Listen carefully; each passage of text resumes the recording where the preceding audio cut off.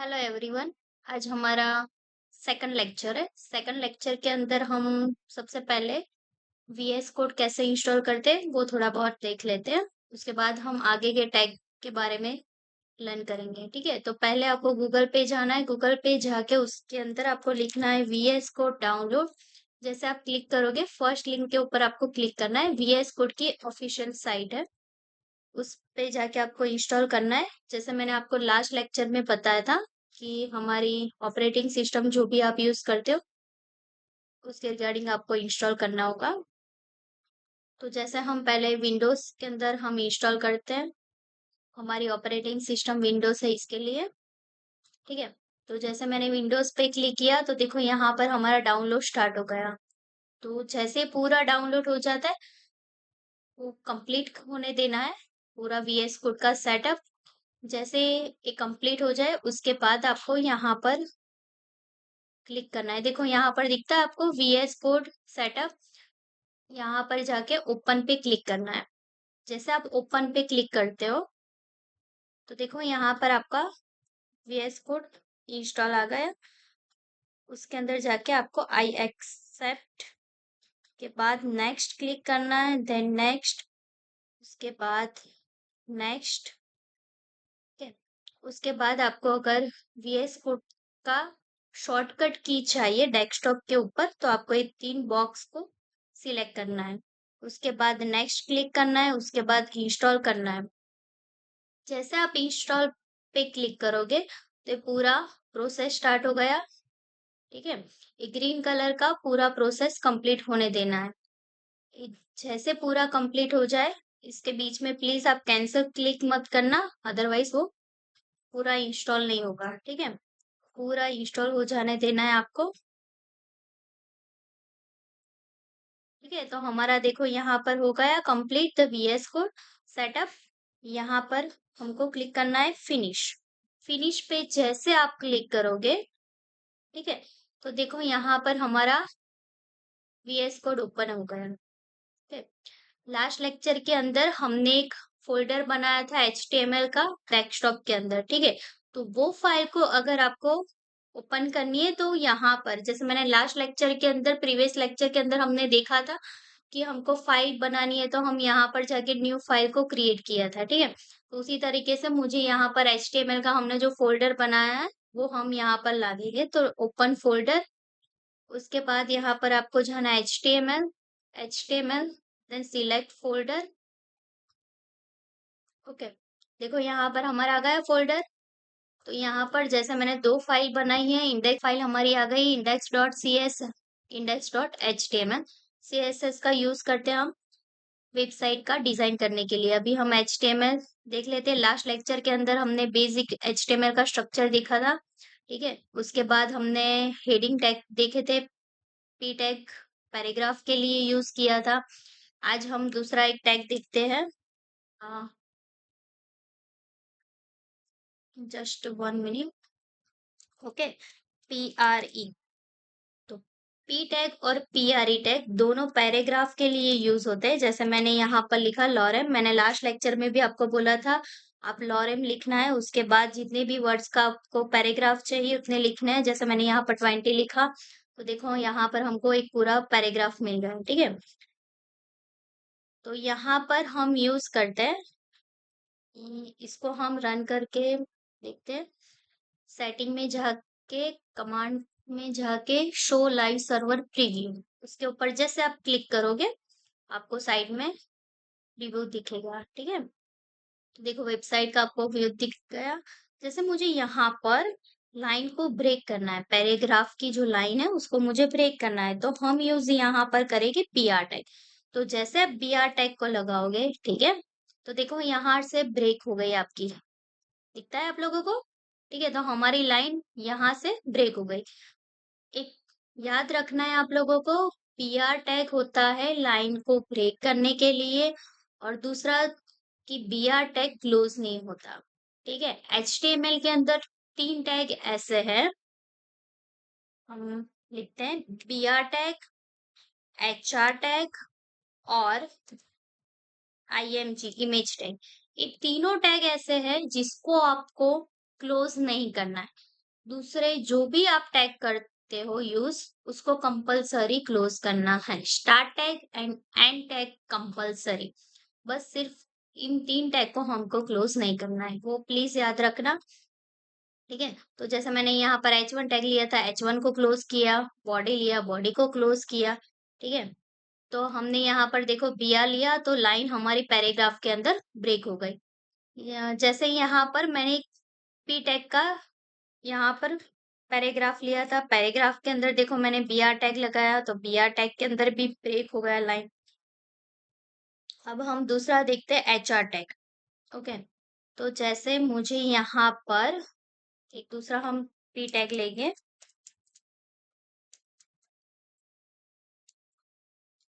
Hello, how are you. Okay, अब जो hello how are you जो मैंने लिखा ना, तो मुझे हेलो और हाउ आर यू के बीच में एक हॉरिजॉन्टल लाइन चाहिए। तो उसके लिए हम यूज करेंगे एचआर टैग।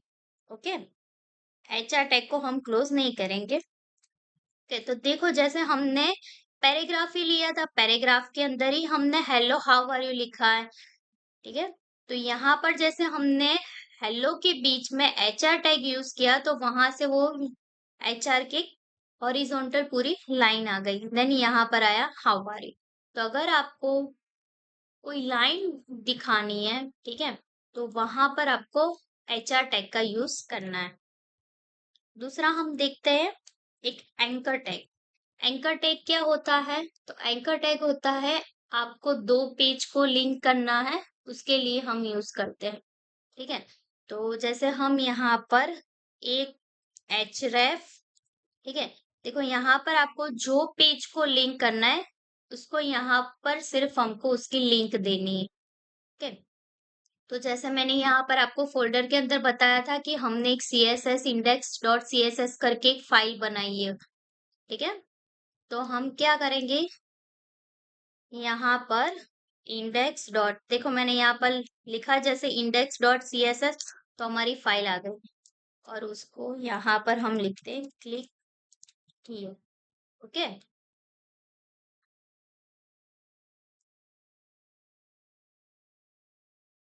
तो देखो यहाँ पर जैसे मैंने एचरेफ एंकर टैग को यूज किया तो ऐसे ही यहाँ पर पूरा लिंक आ गया। ठीक है, उसके ऊपर जैसे हम क्लिक करेंगे तो पूरा ब्लैंक आ गया। क्यों? क्योंकि हमारी जो सी एस एस फाइल है, सी एस एस फाइल के अंदर हमारा कोई डेटा नहीं है। देखो, जो हमारी CSS फाइल है, तो CSS फाइल हमारी पूरी ब्लैंक है, इसके अंदर कुछ भी नहीं है, तो आउटपुट के अंदर कुछ नहीं आएगा। ठीक है, अब दूसरा हम टैग यूज करते हैं, दूसरा एक लिंक दे देते हैं। एक href का एक मैं एग्जांपल आपको दिखाऊं। ठीक है, जैसे यहाँ पर हमने href लिखा, उसके बाद जैसे मुझे लिंक देनी है कोई लाइव गूगल में से, तो जैसे हमने यहाँ पर हमारी अभी VS कोड की ओपन है लिंक, तो हम यहाँ से HTTP से पूरा कॉपी करेंगे। उसके बाद आपको href के अंदर यहाँ पर एंटर करना है, उसके बाद यहाँ पर क्लोज करना है, देन यहाँ पर लिखना है क्लिक लिंक, जो भी आपको शो करना है ब्राउजर पे, उसका नाम यहाँ पर आपको लिखना है। ठीक है, तो मैंने लिखा क्लिक लिंक, उसको हम फाइल को सेव किया। उसके बाद जहां पर हमारी जो फाइल है डेस्कटॉप के अंदर HTML, तो यहाँ पर ब्राउजर फाइल है, उसमें हम आउटपुट देखेंगे। तो देखो जैसे यहाँ पर हमने क्लिक हियर और क्लिक लिंक तो बनाए थे, तो यहाँ पर जैसे आप क्लिक लिंक के ऊपर क्लिक करोगे तो देखो यहाँ पर आपका VS कोड का जो हमने लिंक दिया था वो यहाँ पर आ गया है। ठीक है, तो फिर से क्लिक लिंक जैसे क्लिक करोगे तो दूसरा पेज वहां पर रीलोड हो गया। तो href टैग का यूज हम 2 पेज और को लिंक करने के लिए यूज करते हैं। ठीक है, तो यहाँ पर हम एक एंकर टैग लेते हैं। हम एक एग्जांपल देखते हैं लिंक का। ठीक है, जैसे मैंने यहाँ पर लिया कार। ठीक है, जैसे हम यहाँ पर फर्स्ट जो हमारी लिंक है वही हम ले लेते हैं एग्जांपल के लिए। तो यहाँ पर जाके आपको पूरा यहाँ से कॉपी करना है, जैसे मैंने यहाँ पर जाके कॉपी किया। उसके बाद मुझे यहाँ पर href के अंदर पेस्ट करना है। ठीक है। उसके बाद यहाँ पर हमको एक बटन लेना है, ठीक है। तो यहाँ पर हम देंगे बटन, बटन सबमिट, ठीक है। तो जैसे आप सबमिट करेंगे तो वहां पर आएगा। अब हम रन करके देखते हैं, ठीक है। तो देखो यहाँ पर सबमिट बटन आ गया। जैसे हम सबमिट पे क्लिक करेंगे तो देखो जो हमने लिंक दी थी ना कार वाली, वो ही यहाँ पर क्लिक हो गए, ठीक है। तो आपको मैंने सिखाया फर्स्ट यहाँ पर 3 टाइप से कैसे लिंक देते पेज के अंदर, वो हमने देखा। फर्स्ट जो हमारी लिंक थी, जो हमारी HTML CSS फाइल के अंदर हम कैसे लिंक करते हैं, हमारा home page about us page को अगर हम बनाते हैं तो कैसे लिंक करते हैं। दूसरा हमने यहाँ पर देखा कि अगर हमको ब्राउज़र से हमको कोई लिंक को रखना है तो हम कैसे हमारी वेबसाइट के अंदर रख सकते हैं, वो हमने देख लिया। उसके बाद थर्ड मैंने आपको बताया कि कोई अगर आपको बटन रखना है, जैसे कोई पैराग्राफ होता है, पैराग्राफ के नीचे आपको अगर रीड मोर करके बटन रखना है, तो वो कैसे पेज को रीलोड करेगा। उसके बाद फॉर एग्ज़ाम्पल जैसे लॉगिन पेज होता है, लॉगिन पेज के अंदर आपने देखा होगा यूज़र नेम, पासवर्ड होता है, उसके बाद सबमिट। सबमिट पे जैसे क्लिक करते हो तो आपको पूरा उसका मेन होम पेज दिखता है, ठीक है। तो वो पूरा वेबसाइट को लिंक किया होता है, पेज को लिंक किया होता है, ठीक है। अब नेक्स्ट लेक्चर के अंदर हम देखेंगे 3 टैग, लिस्ट, टेबल और इमेज। 3 टैग को हम लर्न करना है, ठीक है। आज के लेक्चर के लिए इतना ही। Thank you so much.